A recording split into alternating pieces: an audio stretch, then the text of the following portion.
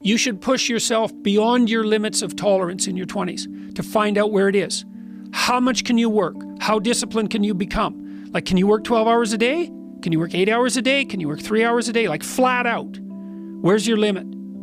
And how much work can you do, and how much socialization? You should find out. Push yourself past and then back off to that point where it's optimally sustainable.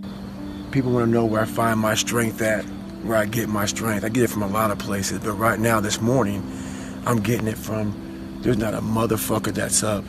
There's not a car, there's not a person. Everybody's in their bed, sleep, dreading that it's a Monday, hate it's a Monday. And I'm loving it. I'm loving that. Where everybody's getting weaker, I'm getting stronger. It's not about the running, the swimming, the push-ups, the sit-ups. It's about what those things do for your mentality. You don't get better on the daggone couch. You get better by coming out here and getting the fuck after it every daggone day. Stay hard. Every single person who wants to do something with their life and has done something with their life has gone through the exact chapter that you're going through. And it's the lonely chapter. It's the chapter where you don't fit in with your own friends, but you don't have the outcomes yet to fit into a new group of friends. And you're doing this thing, you're consuming content on the internet, you're doing these free tutorials online to try and figure out how to set up a podcast and where do I host this thing? And then you're going through this and you're like, is this even worth it? Because you have no signs of success, right? But if there's anything that you can take away from what we're saying right now, is that the sign of success is the hate that you get along the way.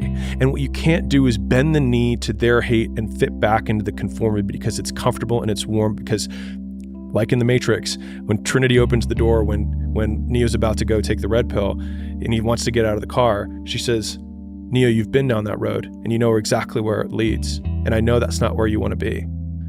If I could go back, I'd tell younger me, you're going to do some pretty great things, but you do not need to be great. All you have to do is be yourself. That will always be enough. What's that mean to you? You know, I've had a lot of different thoughts that have come into my mind now having a child. When Courtney was pregnant, thinking about raising a child, myself when I was a child and all these things. And I think I always felt like I wanted to be good at everything I did and be great at what I did. And I never expected to be as good as I was. So it would just be such an interesting relief to be able to give myself to be like, you are going to be great. You're going to have all these things that you want, but you're also going to realize that they're not as important as you think they are. You know, like you're going to come to the realization where the relationships and your values and everything that you enjoy and the experiences and everything aren't going to come down to those spectacular moments on stage at the Olympia. They're going to be much more simpler than that. They're just going to be those moments where you're being yourself. All right? Don't let them. You're a man. You are a man. Stand up and be a man.